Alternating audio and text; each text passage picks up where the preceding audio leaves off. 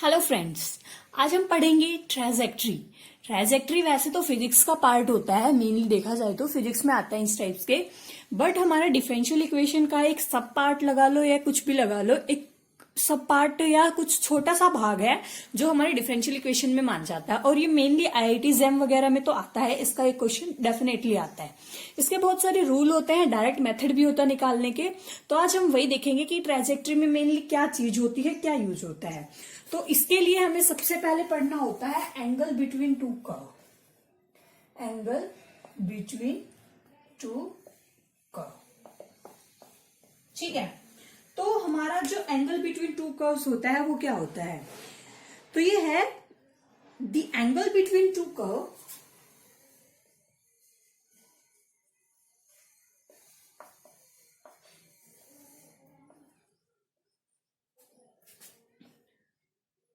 is the angle between, ये मैं between लिख रही हूं ऐसे, ठीक है, between their tangent at the common point of intersection, ठीक है।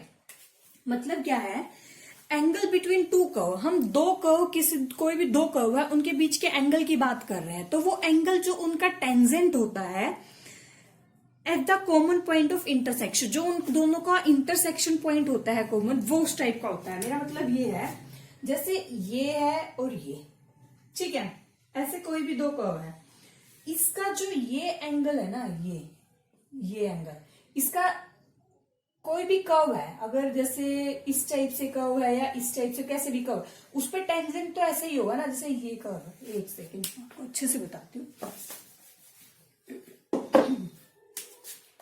ऐसे कोई भी कर्व है तो इसका टेंजेंट तो ये ही जाएगा ना, ये, ठीक है। ये यहां पे थोड़ा थोड़ा टच करता है और ऐसे होता है। ऐसे ही फिर ये ऐसे कर्व है तो इसका टेंजेंट कैसे जाएगा, ऐसे। इन दोनों के टेंजेंट कॉमन इंटरसेक्शन पॉइंट ये है, दोनों के टेंजेंट का जो यहां वाला ये एंगल है ना, ये एंगल, ये इसकी बात कर रहे हैं, ये एंगल बिटवीन टू का, ठीक है। आई होप आपको समझ आ गया होगा कि दोनों का एंगल बिटवीन देयर टेंजेंट, दोनों टेंजेंट के बीच का angle common point of intersection पे जो एंगल है वो होता है एंगल बिटवीन टू का। हमें इसके लिए ट्राइजेक्ट्री के लिए ये थोड़ा सा बेसिक कंसेप्ट जो आपको पता होना चाहिए वो सब बता रही हूं मैं, ठीक है। इसके बाद आता है if m1 and m2 be slope, जैसे टेंजेंट लाइन निकालना, इस टाइप के क्वेश्चन आते हैं ना, उस टाइप के लिए ये be slope of the curve या टेंजेंट लाइन, कुछ भी लगा लो, देन tan थीटा हमारा क्या होता है, m1 m2 upon 1 plus m1 m2, ठीक है। जब अगर हमारा जैसे ये कर्व है, इसका स्लोप m1 है, इसका m2 है, तो हमारा tan थीटा का फॉर्मूला होगा m1 approximately m2 upon 1 plus m1 m2। ये मैंने ये क्यों लगाया है, अगर प्लस माइनस कुछ भी आ सकता है यहाँ पे, जो भी बड़ा होगा उसके अकॉर्डिंग आ जाएगा, ठीक है। ऐसे ही इसका एक नोट होता है, वो नोट है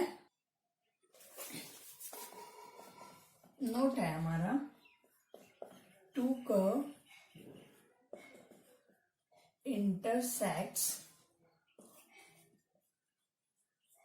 orthogonally if theta is 90। जिस थीटा की हम बात कर रहे थे वो कब ऑर्थोगोनली इंटरसेक्ट करते हैं, जब हमारा थीटा 90 डिग्री होता है। जैसे मैंने बताया था tan थीटा होता है m1, ठीक है। तो इसका मतलब ऑर्थोगोनली का मतलब है कि दोनों एंगल हैं, जो दोनों स्लोप था m1 m2, उन दोनों का मल्टीपल m1 m2 बनाना चाहिए, तब उसको ऑर्थोगोनली इंटरसेक्ट करते हैं। तो हमारा थीटा जब 90 होगा तब ये ऐसा होगा,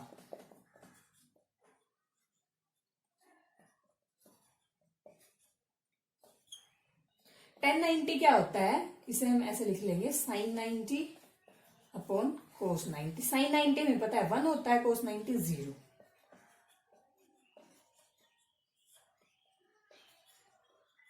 cross multiply 1 plus m1 m2 equal to 0. m1 m2 is minus, मतलब ये कब ऑर्थोगोनल इंटरसेक्ट करते हैं, जब दोनों का स्लोप्स का प्रोडक्ट -1 आता है. ठीक है, ये तो था एक सिंपल सा नोट, बेसिक कंसेप्ट. वैसे एक दो बार ये क्वेश्चन आ जाता है कि कब कोई भी दो कर्व हो वो कब ऑर्थोगोनली इंटरसेक्ट करते हैं. तो वो कब करते हैं, जब हमारा थीटा 90 डिग्री होता है. इस तरह से हम निकाल सकते हैं, या फिर हम ये चेक कर सकते हैं कि दोनों कर्व का स्लोप की मल्टीप्लाई -1 के इक्वल आना चाहिए. ठीक है, ये तो था एंगल्स के बारे में इसका. अब हम देखते हैं ऑर्थोगोनल ट्रांजैक्टरी. मेन हमारा टॉपिक है ऑर्थोगोनल ट्रांजैक्टरी. ठीक है, ऑर्थोगोनल ये टर्म्स यूज हो रहे हैं इसलिए मैंने आपको वो एंगल और ऑर्थोगोनली इंटरसेक्शन वाला कंसेप्ट बताया. ऑर्थोगोनल ट्रांजैक्टरी हमारा मेन टॉपिक है. ये दो टाइप का होता है. फर्स्ट होता है इन कार्टेशियन फॉर्म, सेकंड होता है इन पोलर फॉर्म. ठीक है, कार्टेशियन फॉर्म मतलब जो एक्स वाई जेड इस टाइप्स के आते हैं वो होते हैं कार्टेशियन फॉर्म. पोलर फॉर्म मतलब आर थीटा इस टाइप, जो आर थीटा को साइन थीटा एक्स वाई को लेट करते हैं ना, उस टाइप्स के आते हैं पोलर फॉर्म में. एक्स वाई जेड आते हैं कार्टेशियन फॉर्म में. तो हम सबसे पहले देखेंगे केस 1 इन कार्टेशियन फॉर्म. ठीक है, इसको निकालने के लिए हमारे स्टेप्स होते हैं, जैसे अलग अलग पूरा प्रोसीजर फॉलो होगा. तो इसके हैं हमारे स्टेप 4. ठीक है, 1 2 4 स्टेप है. अब हम एक एक करके देखेंगे कि अगर हमारा कार्टेशियन फॉर्म में है तो उसकी ऑर्थोगोनल ट्रांजैक्टरी कैसे फाइंड करते हैं. फिर हम उसका कोई एग्जांपल करेंगे. तो हम फर्स्ट स्टेप लिखते हैं. तो हमारा स्टेप 1 है the equation of the given curve in the form y equal to fx. सबसे पहले हम इक्वेशन को इस टाइप में लिखना है. ठीक है, step 2 find dy by dx. फिर हमें उसका डिफरेंशिएशन करके dy by dx फाइंड करना है. Step 3 eliminate the constant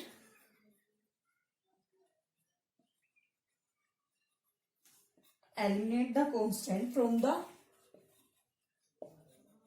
given above 2 steps. जो भी है हमने पहले इस फॉर्म को इस साइड में लिखा, फिर डिवाइड बाई dx निकाला, फिर हमने अगर इसमें कोई भी कांस्टेंट आता है तो उस कांस्टेंट को एलिमिनेट करना है.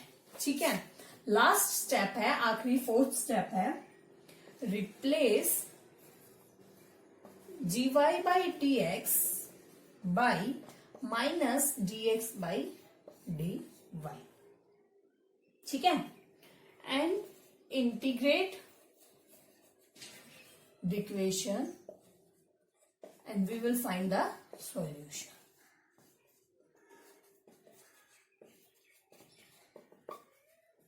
ठीक है, ये होता है इसका मेथड. अगर हमारा कार्टेशियन फॉर्म में दिया होता है तो हमें ये 4 स्टेप फॉलो करने होते हैं ट्रांजैक्टरी निकालने के लिए. ऑर्थोगोनल ट्रांजैक्टरी निकालने के लिए हम पहले कोई भी इक्वेशन किसी भी टाइप में दी है, अगर एक्स वाई की कॉम्प्लिकेटेड एक साथ दी है तो हमें कैसे भी दिया है, हम सबसे पहले लिखेंगे y equal to f x. X का फंक्शन लिख लेंगे क्वेश्चन को. ठीक है, फिर हम इसका डिफरेंशिएशन करेंगे, dy बाई dx फाइंड करेंगे, फिर हम कांस्टेंट को एलिमिनेट करेंगे जो भी हमारे कांस्टेंट दिए हुए हैं, और फाइनली फिर जो हमारा dy बाई dx था उसको हम रिप्लेस करेंगे minus dx by dy. Minus sign लगाएंगे, इसको अपोजिट कर देंगे, फिर हम उस इक्वेशन को इंटीग्रेट करेंगे और जो भी हमारा सोल्यूशन आएगा वो उसकी होगी ट्रांजैक्टरी. मेन है याद रखने का ये वाली टर्म, dy बाई dx को किससे रिप्लेस करते हैं, माइनस dx बाई dy से.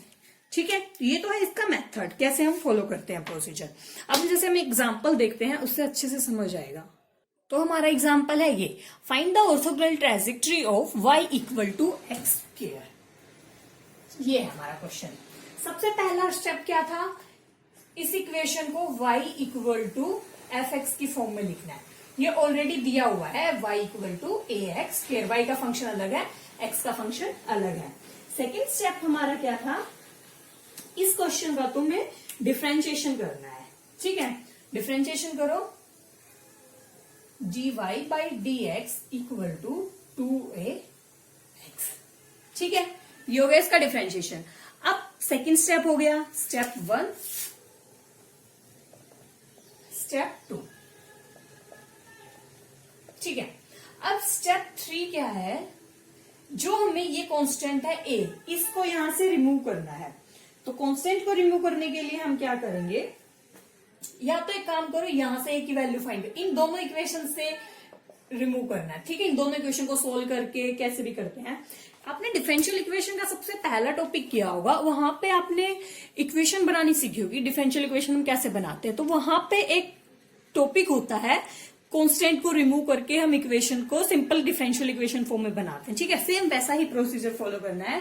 तो हम इसके लिए क्या करेंगे, यहां से a की वैल्यू फाइंड कर लो, y अपॉन एक्स स्क्वायर। यहां पे इस a की जगह ये वैल्यू पुट कर दो, dy by d x equal to 2x, a की जगह y by x square.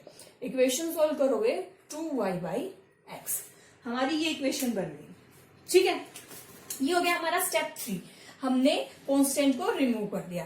Final last step क्या है, replace dy by d x by minus d x by d Y.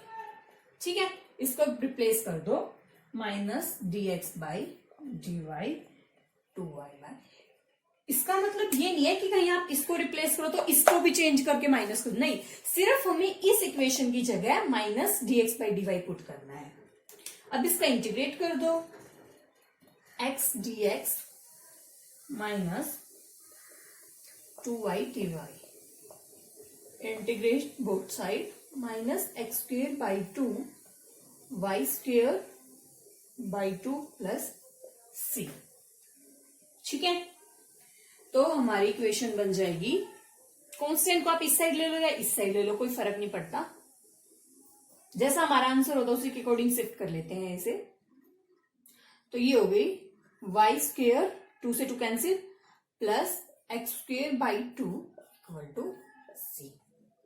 ये आ गया हमारा आंसर, इसकी orthogonal trajectory, x square by 2 plus y square equal to c। तो इस तरह हम करते हैं। अगर step by step to step जाओगे, क्वेश्चन कहीं गलत नहीं होगा। सबसे पहले हम y equal to a x square में निकालेंगे, फिर हम इसका डिफरेंशिएशन करके ये आ गया, फिर स्टेप 3 में हमें इस कांस्टेंट को रिमूव करना है। इस कांस्टेंट को रिमूव करने के आपके पास 2-3 और भी कुछ भी तरीका हो सकता है, बस हमें कांस्टेंट हटाना है। जैसे मैंने यहाँ पे तरीका यूज किया, इस a की वैल्यू यहां से निकाली। अदरवाइज हम एक और मेथड से भी कर सकते थे, हम दोनों साइड log लेके फिर log y equal to log a plus x square फिर डिफरेंशिएशन करते तो अपने आप भी रिमूव हो सकता था। ठीक है, वो दो मैथड, सेकंड मेथड था। हम फर्स्ट मेथड इसी से हमने डायरेक्ट वैल्यू पुट की, हमारी ये इक्वेशन आ गई।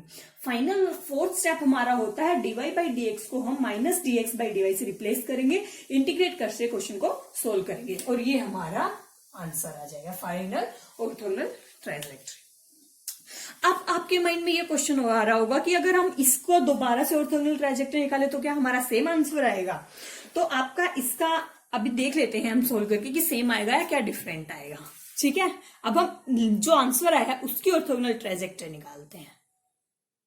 तो हमारा आंसर आया था ये y square plus x square by 2। Same करेंगे वही step 1, y equal to f x type में लिखना है तो हम लिख लेंगे y square is c minus x square by 2।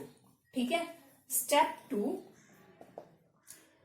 Differentiation करना है, 2y dy by d x equal to c का 0 माइनस 2x बाई 2, ये आ गया minus x।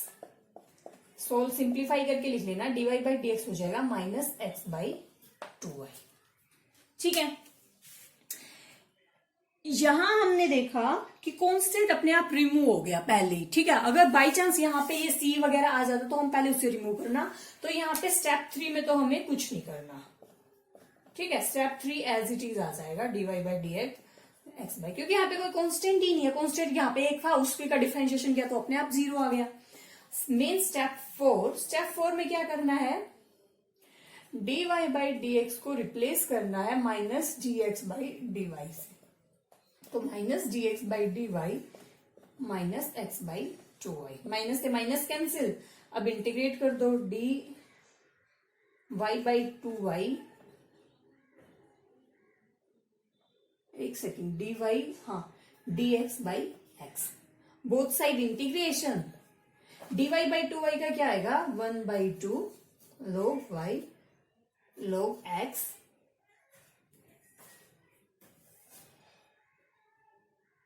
Plus log c। किसी भी साइड ऐड कर लो तुम, ठीक है, इसका कोई फंडा नहीं है। अब यहां तक तो सोल्व हो गया ये, ठीक है। अब हम आगे कैसे करते हैं, मैं इसे रफ कर देती हूँ, यहां कर देती हूँ मैं।